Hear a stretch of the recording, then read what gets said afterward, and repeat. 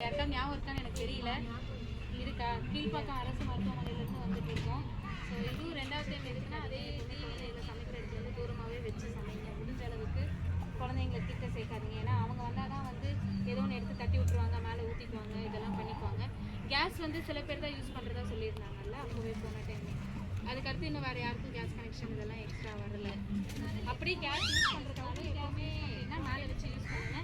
வெளியே வந்து முக்கால்வாசி குறைச்சிக்கோங்க உங்களுக்கு வாய்ப்புகள் இருந்தால். இல்லைனாலும் நீங்கள் உங்கள் பாதுகாப்பு தான் உங்களுக்கு முக்கியம். ஏன்னா பெண்கள் தான் எல்லாமே மேக்ஸிமம் சமைப்பீங்க. உங்கள் பாதுகாப்புக்காக கொஞ்சம் டிஸ்டன்ஸ் மெயின்டைன் பண்ணிக்கோங்க. முகத்தை ரொம்ப கிட்ட வச்சு அடுப்பை வச்சு ஊதிட்டு, ஏன்னா எது அடித்தாலும் டக்கு நம்ம மூஞ்சிக்கு தான் அடிக்கும். ஸோ அவ்வளோ கிட்ட வச்சுலாம் ஊதிட்டு இது பண்ணாதீங்க. கொஞ்சம் ஓரளவுக்கு நல்லா அந்த இந்த கெரோசின் ஸ்டவ் அந்த மாதிரியாவது நீங்கள் வெளில வச்சுன்னா யூஸ் பண்ணிக்கோங்க. இதெல்லாம் முக்கியமான விஷயம்.